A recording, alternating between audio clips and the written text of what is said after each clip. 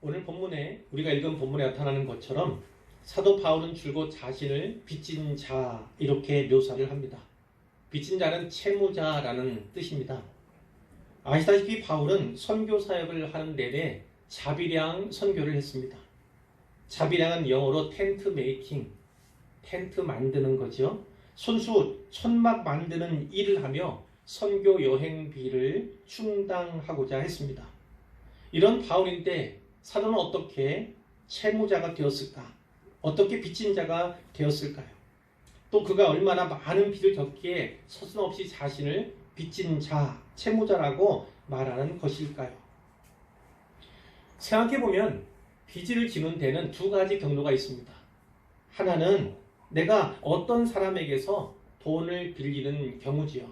이것은 일반적인 예입니다. 그러나 이런 경우도 생각해 볼 수 있습니다. 내가 누군가로부터 다른 사람을 위한 돈을 대신 받게 되는 경우입니다.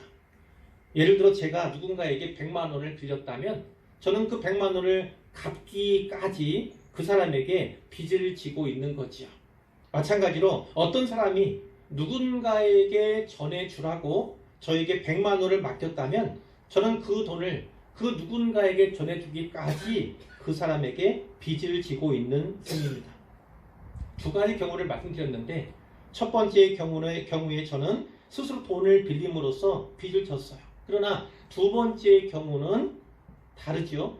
누군가에게 전해주라고 제게 100만 원을 맡김으로써 제가 누군가에게 빚을 지도록 한 사람이 있다는 데에서 차이가 있습니다. 그가 저에게 부탁하고 맡김으로써 저는 빚을 지게 된 것이죠. 바로 이 두 번째 의미에서 사도 바울이 빚을 지고 있다. 나는 빚진 자다. 이렇게 이야기를 하고 있는 것입니다. 바울은 로마 사람들에게서 어떤 것도 빌린 적이 없어요.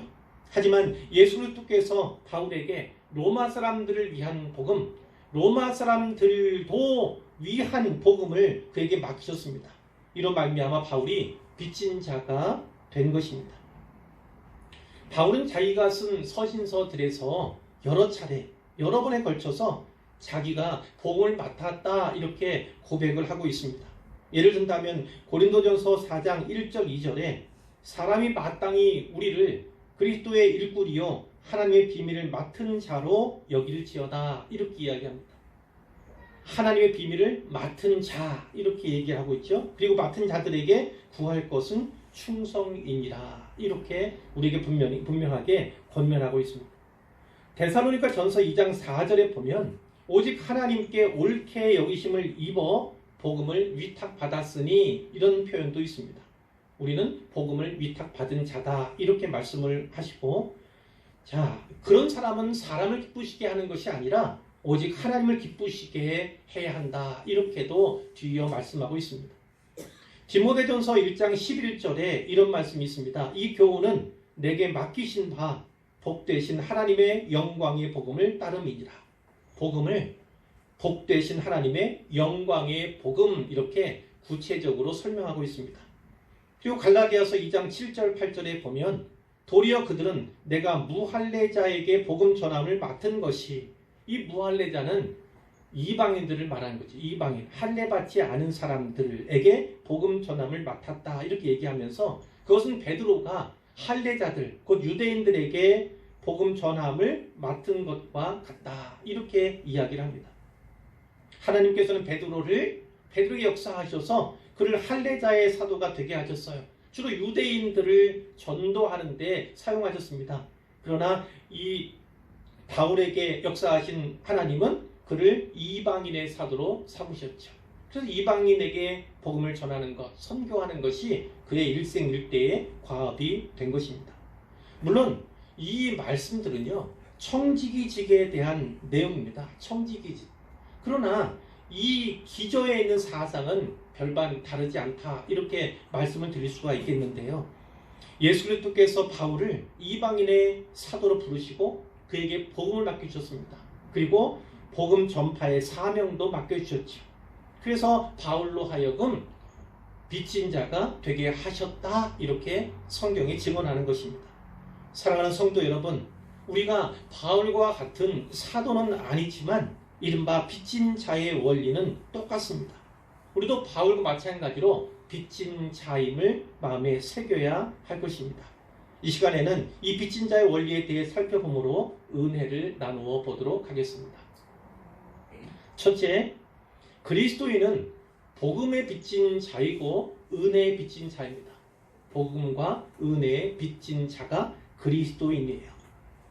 여러분, 우리가 어떻게 복음의 빚진 자가 되었습니까?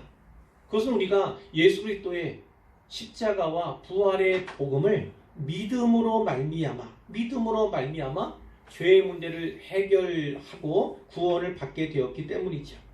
하지만 엄밀히 말해서 우리에게 있는 이 구원의 믿음은 내 안에서 비롯된 것이 아닙니다. 내 안에서 시작된 것이 아니죠. 내 힘과 내 능력과 내 지혜로 말미암아 죄에서 해방된 것이 아니라는 사실입니다. 에베소서 2장에 따르면요, 전에는 우리도 전에는요 예수 믿지 않는 자들과 같이 본질상 진노의 자녀들이었습니다. 진노의 자녀들이었어요. 허물과 죄로 죽었던 우리들이었습니다. 그러나 긍휼이 풍성하신 하나님이 우리를 사랑하신 그 큰 사랑을 인하여 허물로 죽은 우리를 그리스도와 함께 살리셨어요. 이로 인해 우리는 은혜로 구원을 받게 되었습니다. 그 2장 8절 9절은 이렇게 말씀하죠. 너희는 그 은혜에 의하여 믿음으로 말미암아 구원을 받았으니 이것은 너희에게서 난 것이 아니요 하나님의 선물이라. 행위에서 난 것이 아니니 이는 누구든지 자랑하지 못하게 함이라. 아멘. 우리는 분명 믿음으로 말미암아 구원을 받았습니다. 행위로 말미암아 구원받은 것이 아니죠. 즉 선행이나 공로로 인하여 구원받은 것이 아니라는 것입니다. 그러나 그 믿음에 앞서서 은혜가 있었음을, 하나님의 은혜가 있었음을 우리가 기억해야 하죠.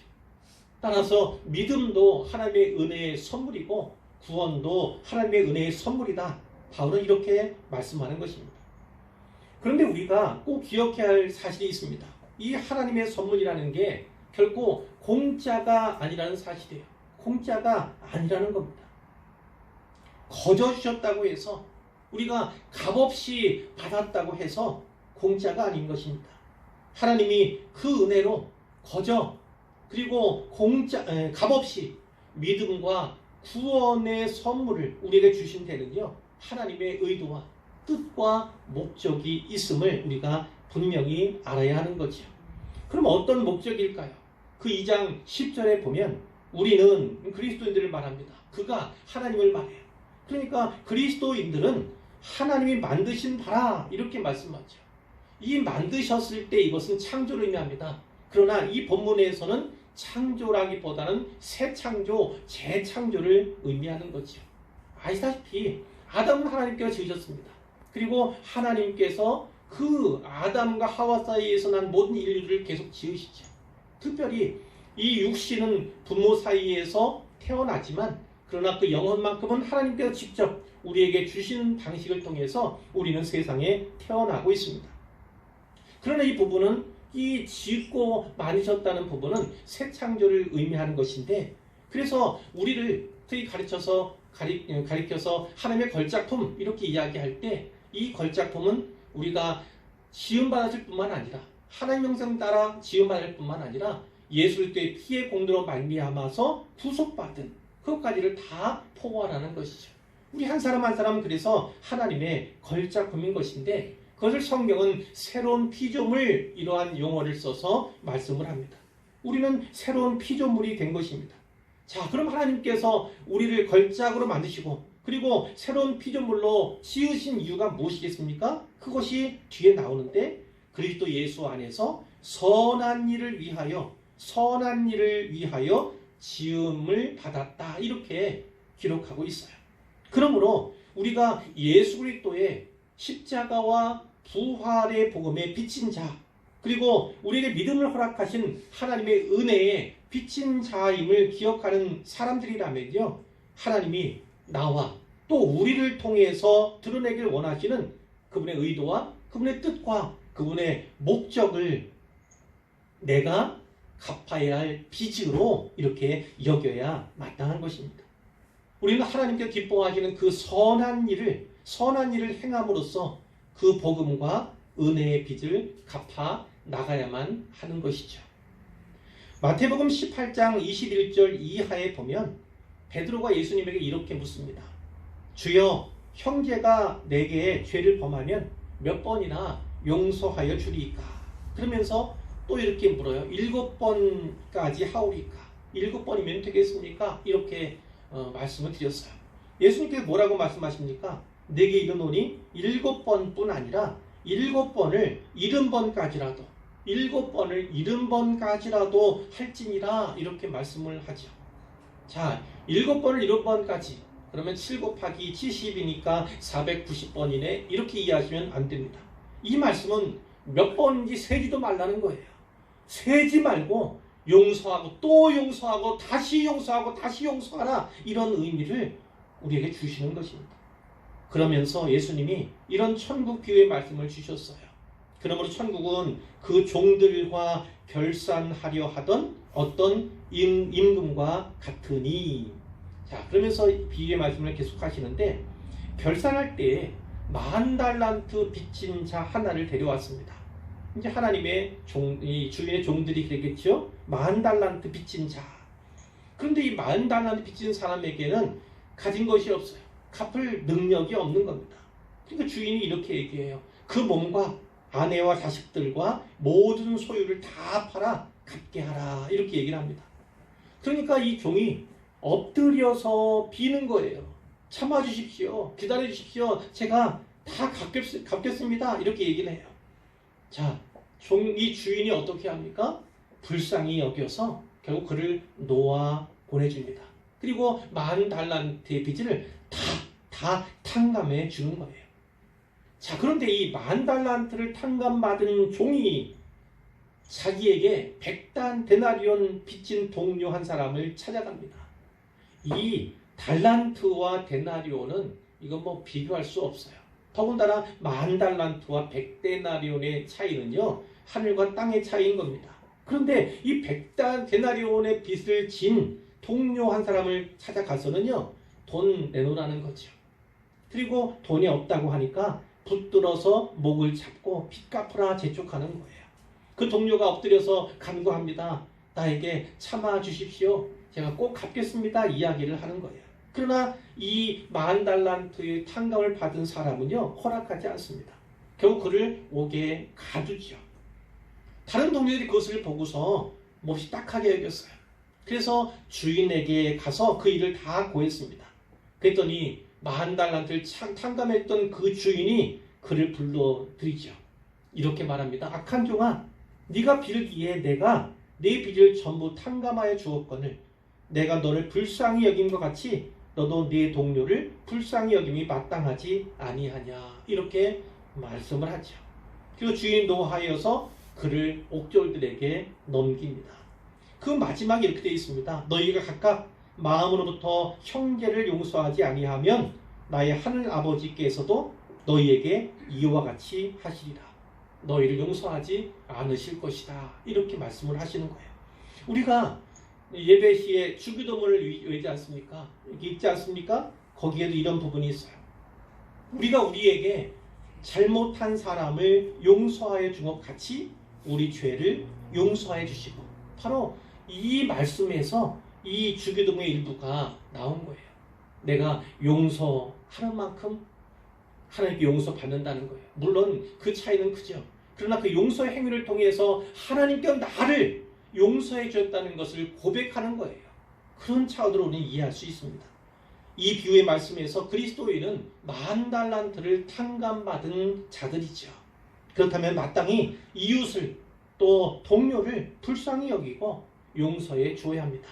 그리고 때로는 그 빚도 탕감해 주는 것이 마땅하다. 성경은 이렇게 우리에게 말씀하고 있습니다. 자, 두 번째입니다. 그리스도인은 자기에게 복음을 전하고 가르쳐준 자에게 빚진 자예요. 자기의 복음을 전해준 자, 가르쳐준 자에게 빚진 자입니다. 바울의 옥중서신 가운데 빌레몬서가 있습니다. 이 빌레몬서는 바울이 골로새 도시의 유지이고 골로새 교회 중직자인 빌레몬에게 보낸 개인적인 서신입니다. 그 내용 가운데 중심을 이루는 것이 오네시모에 관한 이야기예요. 오네시모라는 사람은요, 빌레몬의 종이었습니다. 노예였어요. 그런데 노예인 그가 로마로 도망을 쳤습니다. 어떤 연유가 있었는지, 오네시모가 빌레몬에게 어떤 피해를 입혔는지 그것에 대해서는 자세히 알 수가 없습니다. 아시다시피 로마는 노예 제도로 말미암아 유지되고 지탱되는 사회였어요. 노예들은 매매가 되었고 그를 소유한 주인의 재산 중 일부로 취급이 되었습니다. 그러니 노예가 도망을 쳤다면 주인은 재산상 큰 손실을 본 거죠. 그러다 도망친 노예가 잡히면 어떻게 되겠습니까? 당연히 징계를 받아야 했습니다. 때로는 이 주인에 의해서 목숨을 빼앗기는, 그러니까 주인이 목숨을 빼앗는 그런 경우들도 비일비재하게 일어났다고 합니다. 로마 사회는 그런 사회였어요. 사도행전 28장 30절 31절에 따르면요, 바울이 착고의 메인체로, 그러니까 감옥에 있는 거죠. 온 이태를 2년 동안을 로마의 셋집에 갇혀 있었어요. 근데 거기에 있으면서 자기에게 오는 모든 사람을 다 영접했다 이렇게 말씀하고 있고, 그들에게 하나님 나라를 전파하며 예수 그리스도에 관한 모든 것을 담대하게 거침없이 가르쳤다 이렇게 증언하고 있습니다. 아마도 이때 오네시모가 셋집에 갇혀있던 바울을 찾아온 것 같아요. 바울은 그를 영접했을 것입니다. 하나님 나라를 그에게 전파했을 겁니다. 주 예수 그리스도에 관한 모든 것을 오네시모에게 가르쳤을 거예요. 처음에는 오네시모에 대해서 잘 몰랐을 수 있습니다. 그러나 복음을 듣고 회심한 오네시모가 바울에게 자기에 대해서 이야기를 했겠죠. 자기가 도망한 노예라는 사실, 그리고 자기 주인이 골로새의 빌레몬임을 밝혔을 것입니다. 자주 만나는 동안에 오네시모는 바울에게 없어서는 안 될 아주 소중한 존재가 되었어요. 감사하게도 도망한 노예 오네시모의 주인 빌레몬은요, 바울이 전한 복음을 듣고 회심한 그리스도인이었습니다. 전후 사정을 들어서 알게 된 바울은요, 오네시모를 위해서 고민을 하죠. 그를 주인인 빌레몬에게 돌려보내려고 합니다. 그리고 오네시모에게 권면했을 거예요. 이제 주인인 이 빌레몬에게 돌아가야 한다 이렇게 권면을 했을 것입니다. 그것은 어쩌면요, 오네시모를 사지로 모는, 혹여나 생명을 빼앗길 수 있는 위협 가운데로 모는 그러한 일이기도 했을 거예요. 하지만 마침내 오네시모는 디도와 함께 골로새로 향합니다. 바울은 이들의 인편에 골로새서 그리고 빌레몬서를 들려보내는 것이죠. 골로새 교회는 골로새서를, 그리고 이 빌레몬에게는 빌레몬서를 보내는 겁니다. 빌레몬서의 내용은 1장으로 되어 있습니다. 아주 짧은 편이죠. 그 내용이 이렇습니다. 그리스도 예수를 위하여 갇힌 자 된 바울. 자기 자신 이렇게 소개해요. 그리스도 예수를 위하여 갇힌 자 된 바울. 그뿐만 아니라 자기가 지금 나이가 많다는 것을 거듭 강조하는 것을 볼 수가 있습니다. 이 빌레몬에게서 은혜를 구하려는 거죠. 자, 그리고 자기를 소개하면서 빌레몬은 어떻게 말하냐면 우리의 사랑을 받는 자요 동역자 이렇게 표현을 합니다. 너에게 편지를 하는데 내가 항상 내 하나님께 감사 기도를 드릴 때 너를 말한다는 거예요. 네 이름을 불러가며 기도한다는 거예요. 그렇게 하게 된 이유가 무엇입니까? 주 예수와 및 모든 성도에 대한 네 사랑, 네 믿음이 있음을 내가 듣기 때문이다라는 거예요. 네가 하나님을 사랑하고 모든 성도를 사랑하는 그 사랑, 그 믿음을 내가 많이 들어서 내가 하나님 기도할 때마다 감사하면서 너를 위해서 기도한다 이렇게 이야기를 하고요. 네가 나에게 많은 기쁨과 위로를 주고 있다 이렇게 칭찬을 합니다. 이건 서론이고 본론에 이렇게 얘기합니다. 내가 그리스도 안에서 아주 담대하게 네게 명할 수도 있으나 복음을 전해주고 가르쳐줘서 신앙인 되게 한 사람이 바로 바울이잖아요. 그러니까 담대하게 명할 수 있는 위치다라는 겁니다. 그런 나는 명하지 않고 도리어 사랑으로서 너에게 간구한다. 이렇게 시작을 하는데 무슨 이야기를 합니까? 갇힌 중에서 낳은 아들 오네시모. 자기가 지금 셋집에 갇혀 있잖아요. 갇힌 중에서 낳은 아들 오네시모를 위하여 내게 간구한다. 그러면서 오네시모에 대해 이야기하는 거예요. 그가 전에는 네게 무익하였으나 전에는 무익한 자였다는 거예요. 그러나 이제는 아니다. 나에게도 그렇고 너에게도 유익하리라 나는 확신한다. 이런 겁니다. 내가 그를 너에게 돌려보낸다. 그러면서 하는 말이 뭐냐면 그는 내 신복이다. 이것은 이 문자적으로 보면 이겁니다. 그는 내 심장과도 같다는 거예요. 그만큼 소중한 사람이 되었다. 이렇게 이 오네시모에 대해서 소개를 하는 거죠. 그러면 그를 나는 이 옥바라지 하도록 여기 남겨두고 나를 섬기도록 하고 싶은데 네 승낙이 없이는 그렇게 할 수가 없다. 네가 승낙해 주기를 바란다. 그러나 너의 선한 일이 억지같이 되지 않고 자유로 자원하는 마음으로 그렇게 하기를 내가 바라기 때문에 그를 보내고 이 편지를 보낸다. 이렇게 이야기를 하죠. 그가 잠시 떠나 있었던 것은 물론 도망간 건데 그것을 표현하는 거예요. 그렇게 잠시 떠나게 된 것은 너로 하여금 그를 영원히 두게 함인 것 같다. 이렇게도 이야기를 하고요. 이후로는 그를 종과 같이 대하지 말고 종 이상으로 대하라. 그 이상은 무엇입니까? 사랑받는 형제로 두어라. 이렇게 이야기합니다.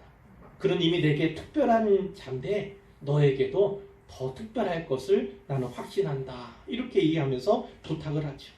네가 나를 동역자로 안다면, 나를 동역자로 인정한다면 그를 영접하라는 겁니다. 그를 영접하기를 내게 하고 나를 영접하는 것 같이 네 노예 오네시모를 영접해 다오. 이렇게 얘기해요.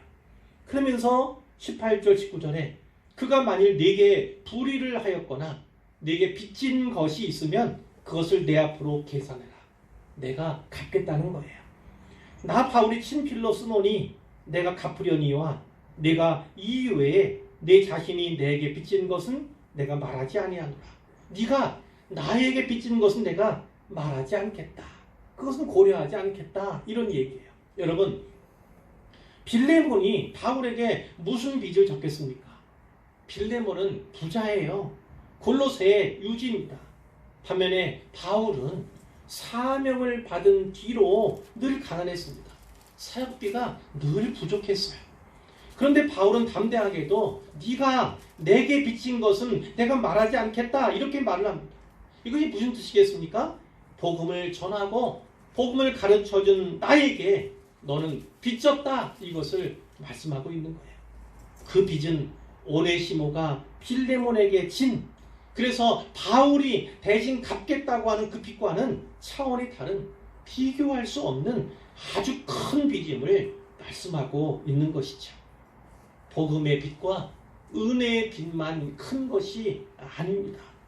누군가 내게 은혜의 복음을 전해주고 그 복음을 가르쳐준 것, 그것도 내게는 큰 빚이 되는 것입니다.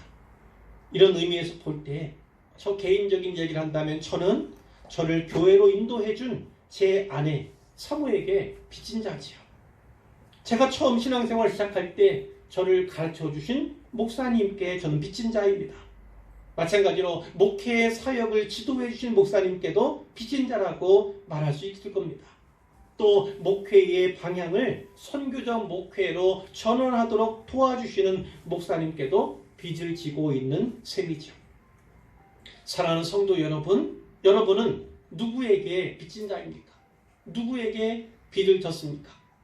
갈라디아서 6장 6절은 가르침을 받는 자는 말씀을 가르치는 자와 모든 좋은 것을 함께하라. 모든 좋은 것을 함께하라. 이렇게 권면하고 있습니다. 개인적인 위로, 개인적인 격려만 아니라 재정적인 필요의 공급까지를 의미하는 것이죠. 그러나 이것들보다 선행해야 할 것들이 있어요. 그것이 무언가냐고 하면 이 빌레몬서 1장 20절이에요. 아까 우리가 읽었던 바울이 빌레몬에게 하는 그 말씀 가운데 이것이 있습니다. 형제여, 나로 주 안에서 너로 말미암아 기쁨을 얻게 하고 내 마음이 그리스도 안에서 평안하게 하라. 바로 이것입니다. 목회자에게 기쁨을 주고 목회자의 마음을 평안하게 하는 것, 그것이 모든 것보다 먼저다. 이렇게 성경이 우리에게 가르쳐 주시는 거죠. 이제 세 번째입니다. 그리스도인은 세상에 대하여 빚진 자입니다. 세상에 대하여. 예수님이 이렇게 말씀하셨죠. 하나님이 세상을 이토록 사랑하사. 그 세상은 우리가 말하는 그 세상적인 그 세상을 말하는 것이 아니라 세상 사람들을 말하는 거죠. 사람들. 그러니까 세상에 대해 빚진 자 이렇게 말할 때 세상 사람들에게 빚졌다는 것이고, 우리를 통해서 복음을 전해 들어야 할 사람들에게 빚진 자다, 이런 말씀으로 이해할 수 있는 거예요. 오늘 본문 14절 말씀과 같이 이방인의 사도였던 바울은 특별히 이방인들, 곧 헬라인, 야만인, 지혜 있는 자나 어리석은 자에게 부채의식이 있었습니다. 빚을 지고 있다, 내가 저들에게 빚지고 있다, 이렇게 여겼다는 거예요. 헬라인과 이 야만인, 지혜 있는 자와 어리석은 자, 이러한 분류를 어떻게 이해해야 하는가, 그것은 분명치가 않습니다. 예를 들어서 헬라인과 지혜 있는 자를 같은 것으로 볼 수 있어요. 그럼 야만인과 어리석은 자를 같이 볼 수 있겠죠. 아니면 앞에 있는 헬라인이나 야만인이나 이것을 이 국적 혹은 문화 혹은 언어의 차이로 이해할 수 있고요. 뒤에 있는 지혜 있는 자나 어리석은 자, 이거는 어떤 지성이나 교육의 차이, 이것을 나타내는 것으로 읽을 수도 있습니다. 하지만 어떻게 읽든 어느 쪽으로 읽든요, 이러한 표현들은 다 바울이 이방인 전체를 아우르기 위해서, 이방인 전체를 포괄하기 위해서 쓰고 있는 표현인 거예요. 바울은 그들에 대해서 빚지고 있다, 부채의식이 있기 때문에 할 수 있는 대로 로마에 있는 너희에게도 복음 전하기를 원한다, 이렇게 썼던 것입니다. 원리는 동일합니다. 우리가 사도는 아니지만 우리 역시 세상에 빚진 자예요. 복음이 우리에게 왔다면 그것을 우리만 간직하고 있어서는 안 되는 거죠. 좋은 소식은 나눠야 하고 기쁜 소식은 흘려보내야 합니다. 복음을 다른 사람들에게 전할 의무가 바로 우리 그리스도인들에게 있다, 이렇게 말씀을 드릴 수가 있겠어요. 바울이 할 수 있는 대로, 이것은 최선을 말하는 거예요. 최선을. 복음 전하기에 힘쓴 첫 번째 동기가 바로 여기에 있습니다. 그에게는 부채의식이 있었다는 거예요. 부채의식이. 빚을 지고 있었기 때문에 그 빚을 갚기 위해서 최선으로 열심을 다했다는 것을 말씀하고 있죠. 자, 바울이 할 수 있는 대로 복음 전하기에 힘을 쓴 두 번째 동기를 찾는다면 바로 이것입니다. 16절 말씀이에요. 내가 복음을 부끄러워하지 아니하노니 이 복음은 모든 믿는 자에게 구원을 주시는 하나님의 능력이 됩니다. 아멘. 바로 이겁니다. 모든 믿는 자에게 구원을 주시는, 누구든지 예수 그리스도의 십자가 부활의 복음을 믿기만 하면 구원을 받게 되는 그 능력이 이 복음 가운데 있음을 그가 알기 때문에, 믿기 때문에 그것을 힘써 전하고자 했다, 이런 말씀이죠. 빚을 지고도 그것을 갚지 않는 것은 부끄러운 일입니다. 그러므로 우리는 바울이 그의 빚을 갚는 데 열심을 했던 것처럼 우리의 빚을 갚는 데 열심을 내야만 하죠. 복음을 부끄러워하지 않아야 합니다. 이 복음은 모든 믿는 자에게 구원을 주시는 하나님의 능력이 됨을 확실히 믿고요, 열심을 내어서 우리의 빚을 갚아 나가야 합니다. 복음을 전하고 복음을 가르치는 일에 최선을 다해 수고를 해야만 하는 것이죠. 그러나 복음을 전파하고 가르치는 것만이 빚을 갚는 모습은 아닙니다. 짧게 두 가지를 더 소개하려고 하는데요. 먼저 로마서 8장 12절에도 빚진 자라는 표현이 나옵니다. 그러므로 형제들아, 우리가 빚진 자로 돼 육신에게 져서 육신대로 살 것이 아니니라, 이런 말씀이 있어요. 이 본문을 이해하려면, 잘 이해하려면 그 앞절을 봐야겠죠. 예수를 죽은 자 가운데서 살리신 이의 영, 성령님이죠. 성령님이 너희 안에 거하시면 성령의 내주를 말씀하는 거예요. 그리스도 예수를 죽은 자 가운데서 살리신 이 성부 하나님이 너희 안에 거하시는 그의 영, 성령으로 말미암아 너희 죽을 몸도 살리시리라. 아멘. 앞에는 내주에 대해서, 성령의 내주에 대해서 말씀을 하고 그 내주의 결과가 무엇인가에 대해서 뒤에서 말씀하시는 거예요. 어떤 거요? 너희 죽을 몸도 살리시리라. 성령의 내주는 우리의 구원, 우리의 영원한 생명의 보증이 되심을 꼭 믿으시길 바랍니다. 그러므로 그 뒤에 이어지는 말씀이 바로 그거예요. 그러므로 형제들아 우리가 빚진 자로 돼. 빚진 자로 돼. 어떤 것입니까? 내주하시는 성령님의 은혜의 결과 우리는 채무의식을 갖는다는 겁니다. 빚진 자가 된다는 거예요. 그 빚을 갚기 위해 힘쓰게 된다는 것을 말하는 것인데 이 본문에서는 어떻게 하는 것이 그 빚을 갚는 것입니까? 육신에게 져서 육신대로 살 것이 아니니라. 육신에게 지지 않도록, 육신대로 살지 않도록 하는 것이 바로 그 빚을 갚는 길임을 말씀하는 거예요. 이어지는 말씀에 영으로서 몸의 행실을 죽이면 살리니 이런 말씀이 있어요. 영으로서 그리고 성령으로서 몸의 행실을 죽여야 한다. 하나님의 영으로 인도함을 받아야 한다. 이렇게 말씀을 하고 있어요. 그리스도인은 누구나 내주하시는 성령님께 빚진 자입니다. 그 빚을 갚는 길은 성령님께서 바라시는, 성령님께서 지도하시고 인도하시는 그것에 따라서 의롭고 거룩한 삶을 살아가는 것입니다. 자, 로마서 13장 8절부터 10절에도 빚 이야기가 나와요. 피차 사랑의 빚 외에는 아무에게든지 아무 빚도 지지 마라. 아무 빚도 지지 마라. 사랑의 빚 외에는 이렇게 말씀을 해요. 뒤에 이어지는 말씀이 남을 사랑하는 자는 율법을 다 이루었느니라. 그러니까 이웃을 사랑한다는 것은 율법을 이룬 자의 모습이다라는 겁니다. 그리스도인은요, 사랑에 빚진 자입니다. 물론 하나님의 사랑에 빚진 자죠.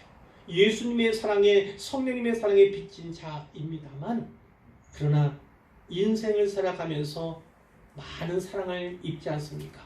그 모든 사랑에 빚진 자임을 깨닫는 것, 그 모든 사랑들을 다 하나님의 사랑으로 묶을 수 있는 것, 그래서 하나님을 사랑하는 것만큼 이웃을 사랑하는 것, 이웃 사랑을 실천하는 것, 그래서 빚을 갚고자 하는 것, 이것이 바로 그리스도인들이 해야 할 일임을 분명히 말씀해주고 있는 겁니다.